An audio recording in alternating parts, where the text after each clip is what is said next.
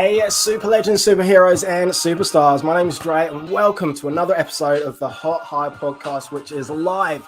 This is the number one place if you're looking to move forward faster in your career. So today I've got a special guest, boom, boom, shake the room, Nina Concepcion. She's a business coach.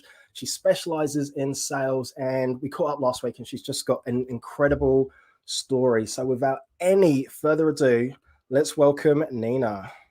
Hey. Do you know, I'm so excited that you're here. So we caught up last week, and man, I love quotes, and you were just dropping bombs, just dropping absolute bombs, and like your story had me absolutely hooked. So, do you want to tell us a little bit about yourself? We'll get straight into it. Yes. Hi, everyone. I'm Nina Concepcion. For those of you who don't know me, I'm a conscious sales coach, trainer, speaker, and soon to be author. My book will be coming out early next year.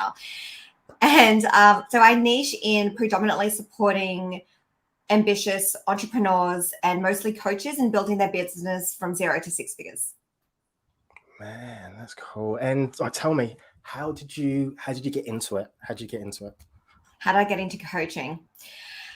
I was always that weird person at school that was asking questions about life. Why are we here?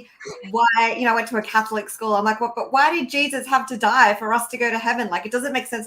I was always just the weird kid asking a ton of questions.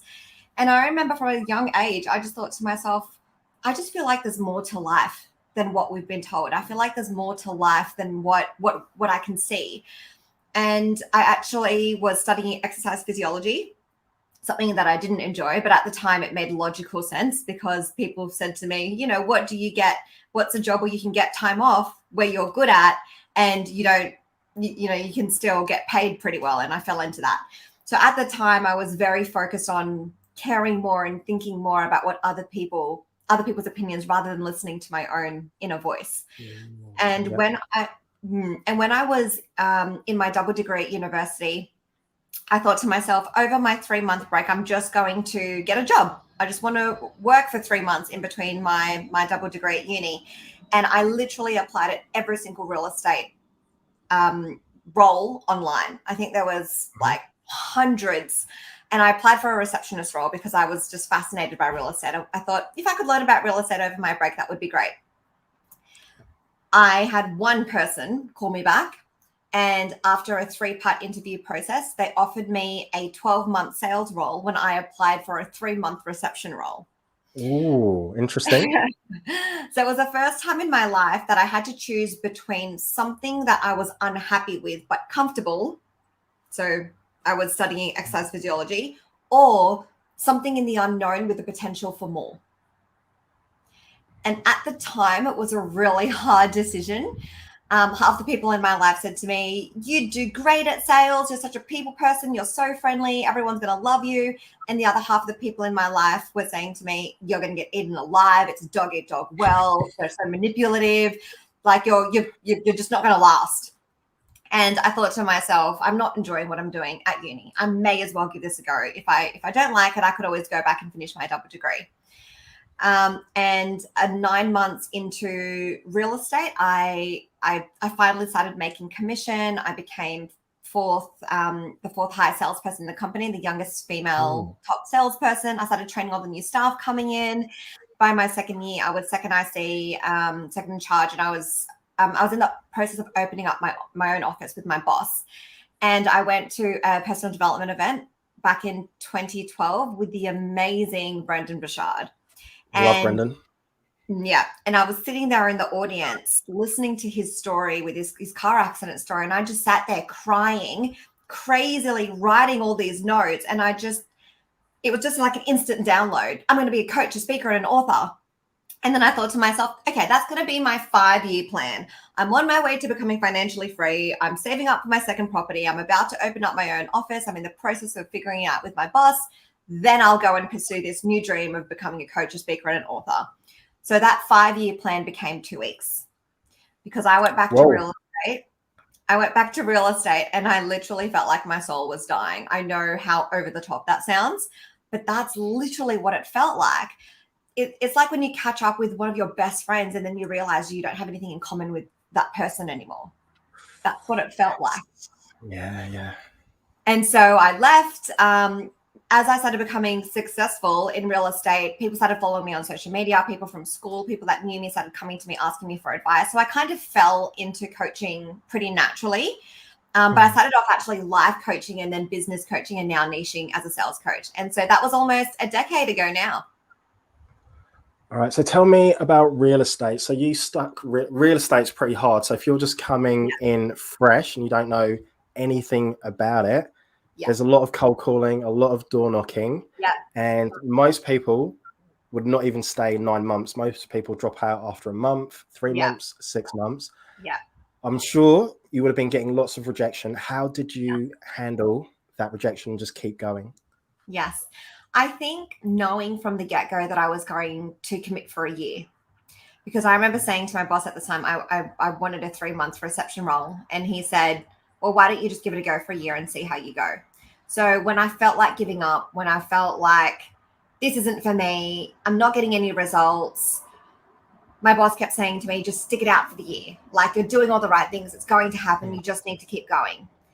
And what crossed my mind was, would I rather give up now and wonder what if, or would I rather give it everything and be able to leave without any regrets?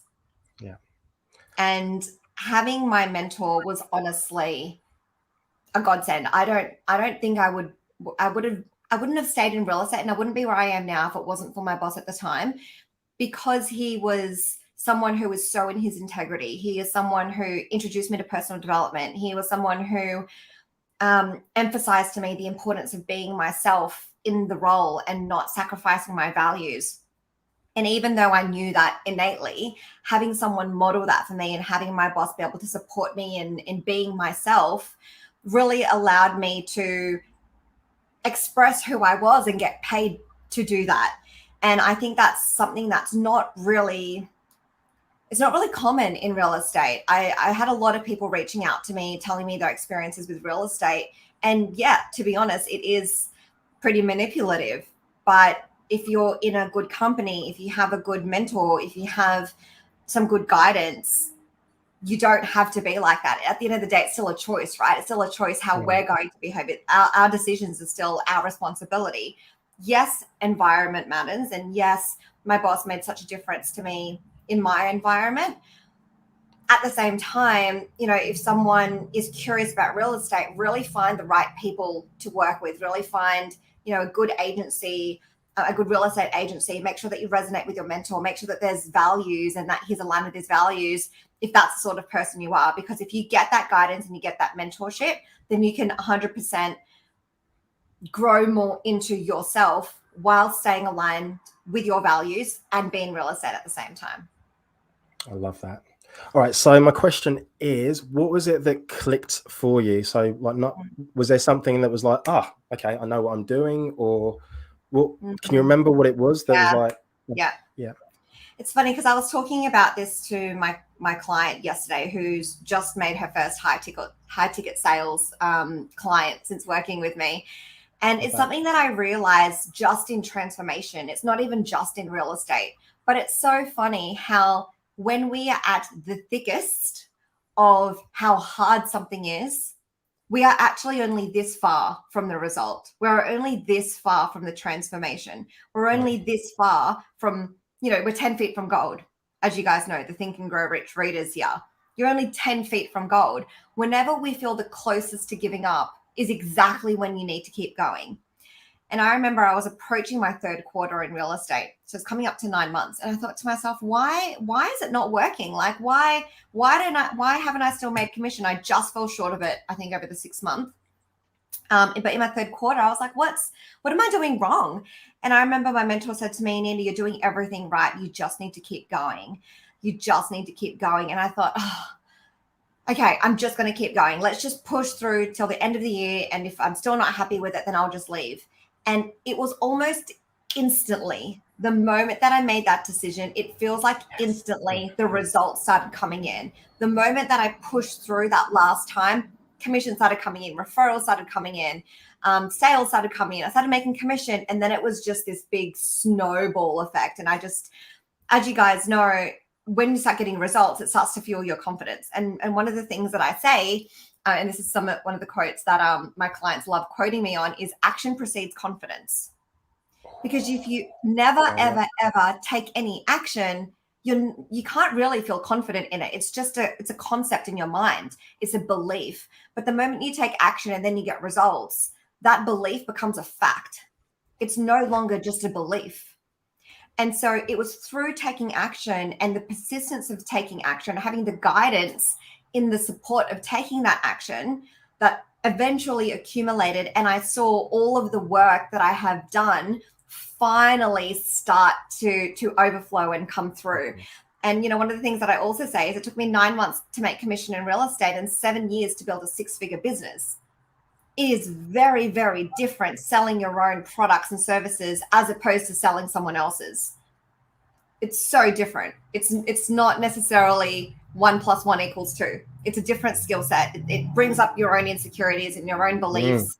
And people think, oh, I can sell this. I should be able to sell my own stuff.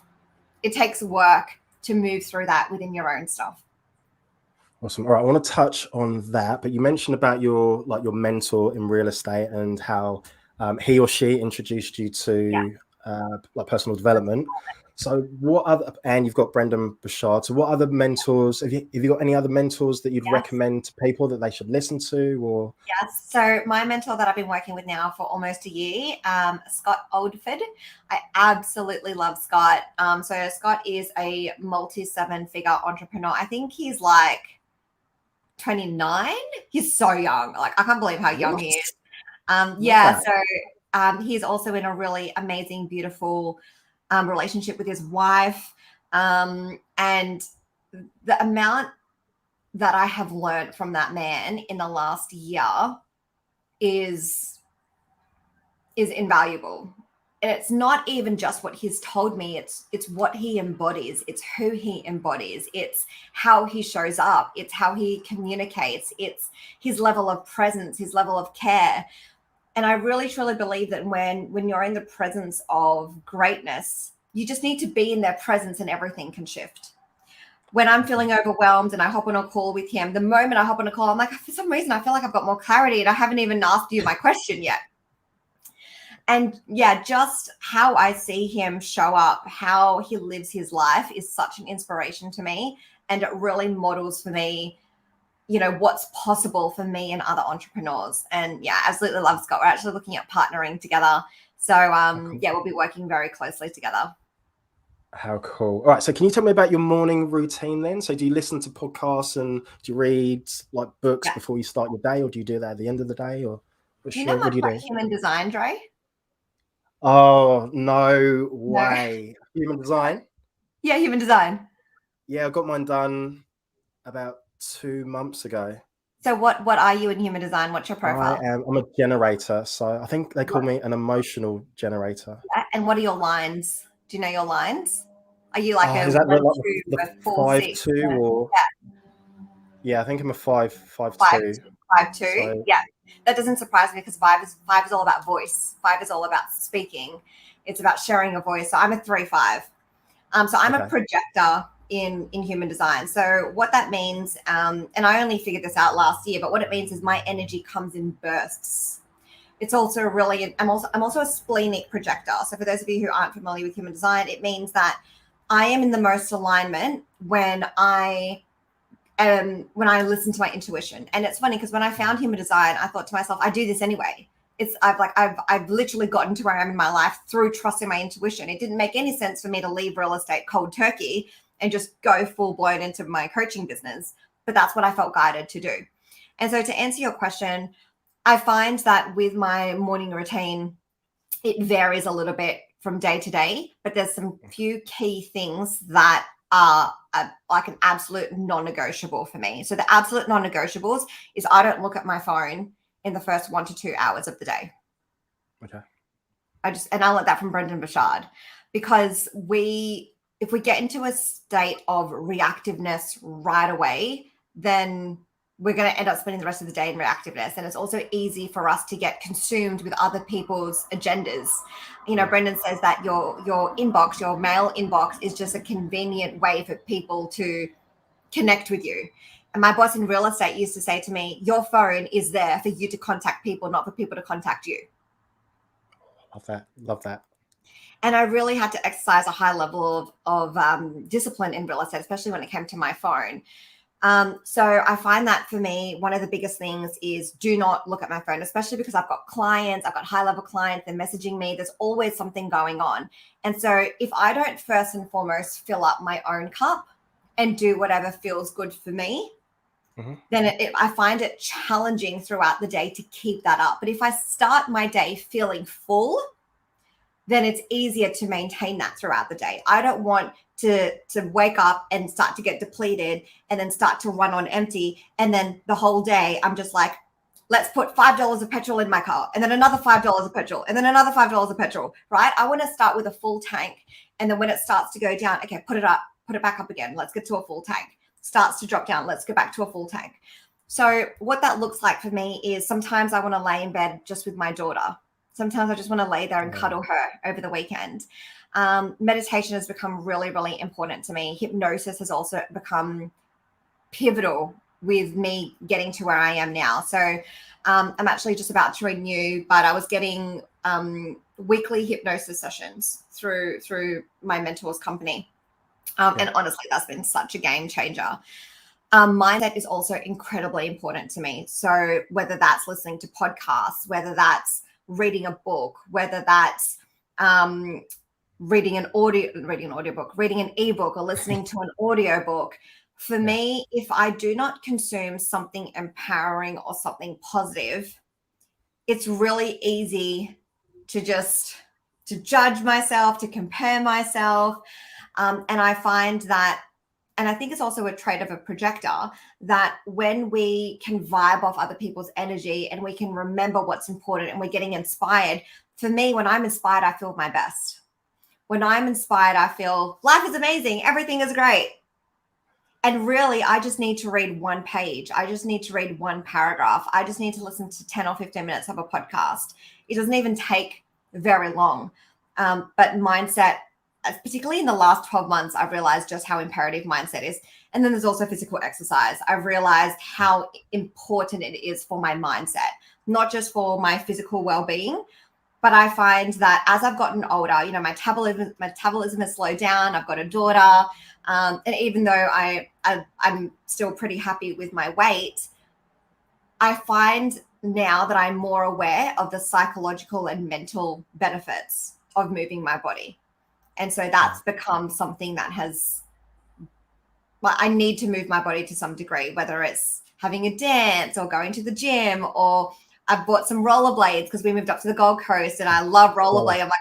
I bought some rollerblades, doing some yoga, doing some stretching, regardless of what it is. I find it really important to move my body to some capacity. Yes, I'm totally with you with so for me in the mornings, I have to go to the gym. And whenever I go to the gym, I always guaranteed have a better day. So even if I've had 2 hours sleep, 3 hours sleep, I'll do my very best to get up and go. And there's a quote by Tony Robbins that your physiology affects your psychology. Yes. And it's just so true. So true. What was my other questions that I had for you? Yeah, your clients. So can you tell me, do you only work with women or do you work with... No, I've got men in my container as well.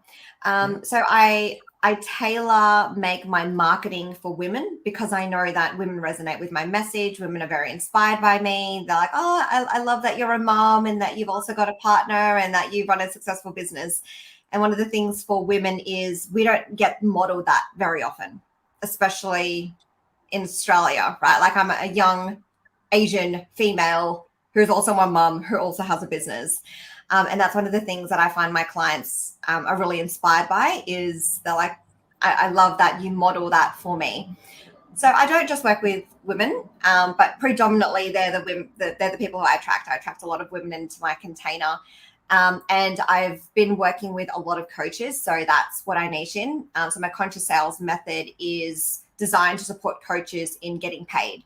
So everybody who comes through my signature program, my Conscious Coaching 101 program, for example, the promise of the program is you become a paid coach within 90 days, whether you're launching your coaching business, regardless of whether you have a certification or not, or whether you're relaunching your coaching business, if you follow the method and if you make sure you attend the classes, you are 100% going to make a sale. Like I can guarantee that if you turn up to if you do the work, you will 100% make a sale, and everyone does.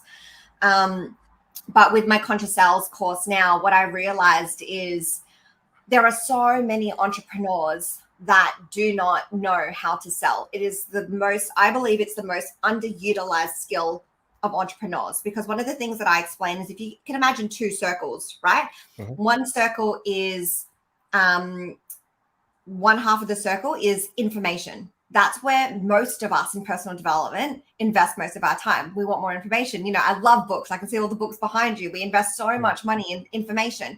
And then we invest the other half of our money into delivery. I'm going to go do a certification. I'm going to learn how to be a coach. I'm going to learn NLP. I'm going to learn that modality. I'm going to learn this modality. I'm going to learn another modality. But the thing is, the overlap of those two circles is sales. If you're not making sales, you're not doing delivery, unless you're constantly just giving your services away for free, which, the law of the universe says that for every giver, there is a receiver. So if you're not receiving anything equal to what it is you're giving, you're going to end up resenting the work that you're doing. Yes. And so I created my Conscious Sales course, which is just an online 8-week course to help all entrepreneurs learn the basics of sales, but in a very conscious, ethical, heart-centered way. And Jay, you'll probably love this. I think I mentioned it to you when we spoke, but I define conscious sales as a heart-centered, integrity-driven approach to sales that empowers the individual to invest into themselves when it feels in alignment with their own values. And, it's not pushy. It's not manipulative. It's not about, oh, come invest in me. You're investing in yourself through the process of working with me. And I'm just here to help guide you. I'm not here to do the work for you. I'm not here to claim to be responsible for your results. Only you're responsible for that. And this is your decision to make. But we're empowering them to invest into themselves and to level up, because this is also what's really fascinating. When we charge for what we do, when we charge for our gifts and for our services, what happens is, as an entrepreneur, we level up. Because when we get paid, you're like, oh, crap, I better show up. I better deliver, right? And when you think of the time when you had to invest, there's a really famous quote: when people pay, they pay attention. How much more do we show up when we pay? I've invested almost 100K working with my mentor. Do you think I show up for those calls? Do you think I show up on time? Do you think I'm ever late to those calls?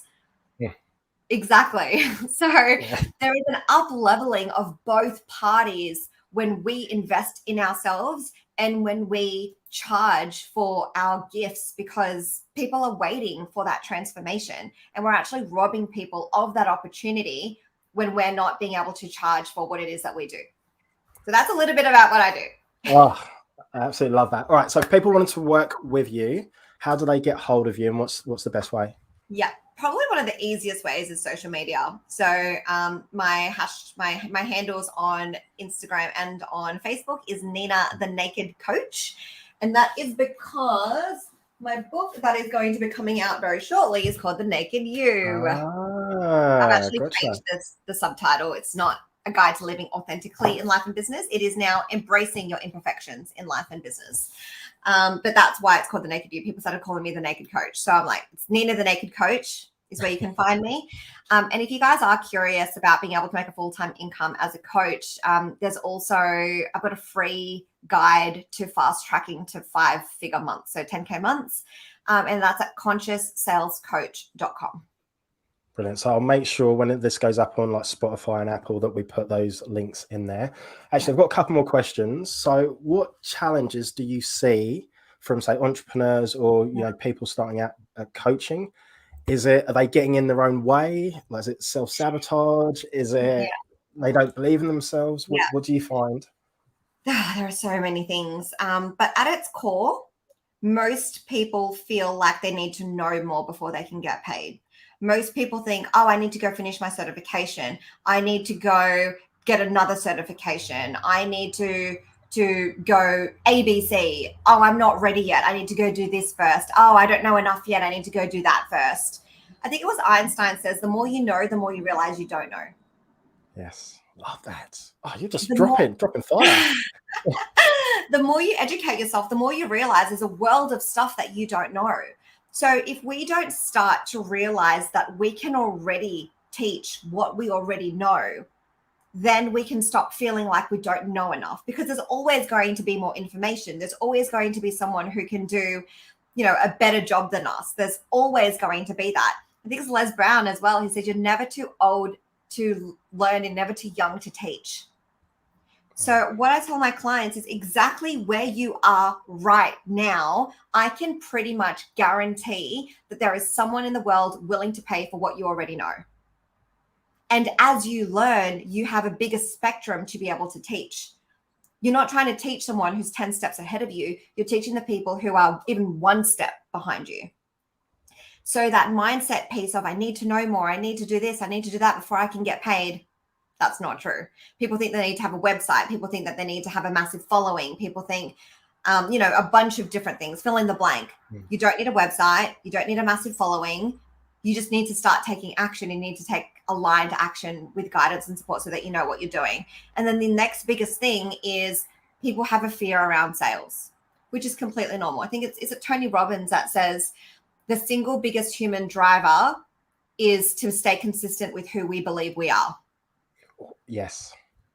So if you see yourself as an amazing person, which is, all the people that I work with, heart-centered entrepreneurs, and you believe that sales is sleazy, that sales is manipulative, that sales is pushy, of course you're not going to want to do that, because it's a clash of identity. But once my clients can realize that sales can be heart-centered, sales can be service, sales can be a co-creation of transformation, it starts to shift their beliefs around the fears that they had. And when you combine that with the skills that we learn in my container, and you combine that with some of the strategies that we use, that's very heart-centered, it becomes a feeling of, I know this in my heart, but thank you so much for verbalizing that. Thank you so much for helping me see that I don't need to be like that. Thank you for showing me that I'm right. I don't have to be pushy. I don't have to be sleazy, because that was something that really didn't resonate with me. And I don't think anyone's really giving them the permission to see that they don't have to be that way. So I think those are the two biggest pieces. All right, somebody call Serena and Venus Williams, because you just smashed it. Love that. All right, my very, very last question is there anything that you'd like to leave everyone with? Something like a quote or anything at all? Or You'll love this one. I'm not sure if I told you this the other day. So this is one of my other quotes. So action precedes confidence is my favorite quote that I created. The other one that I created was, we beat imposter syndrome when we move our focus and shift our focus from self to service. Yeah. Because it's another thing that I see with a lot of entrepreneurs. Oh, I don't know enough, which ties into that. But it also ties into, oh, but someone can do better than me, and someone's already doing this and someone's already doing that. But I say to them, if someone is sitting in front of you and they're telling you that they are going through what you went through 2-3 years ago, and they're asking you for help, are you telling me that you would turn them away? No, I'd see how I can help them. Exactly.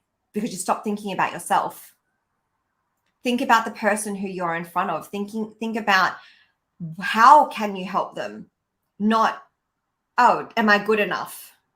If a child comes to you and a child says to you, I can't find my mom and dad, can you help me? You don't think, oh, I don't know exactly where they are, so I'm going to say no. Right? We come from a place of service. We first and foremost come from a place of caring. And then I teach my clients to trust your intuition. Do you care about this person? Do you resonate with this person? And when you can feel in your heart and you think, I've been through that. I know how. I remember going through that. I can definitely help you. Let's map it out. Let's get clear on what the steps are. Of course, you need to see whether they want to work with you. Of course, you need to see whether they want to go that next step further so you can help them. But we need to get out of our own way, and we need to stop thinking that it's all about us, because it's not. Nina, just want to say a massive thank you. Mic drop. Boom. So you absolute legend. So man, just so much gold, so much value. And I'd love to be able to do this again if you're up for. Love to. Whenever you want, you just let me know. Because there was just so much, and I know that I've still got like heaps of questions. So yeah, really appreciate you, and can't wait to catch up. So thank you. My pleasure. Andre, thank you so much for this platform. Thank you so much for sharing your voice. Thank you for being you and shining your light. And yeah, I know that there are going to be people who are just so in awe of what you do, and you inspire them by just being yourself. So thank you for the work that you're doing. Right, man, you're an absolute superstar. Everybody, if you've got any like questions, or if you want to get hold of Nina, please reach out to her. Like, she's absolutely amazing, incredible, and I'm so glad that we've connected, and can't wait to catch up again. So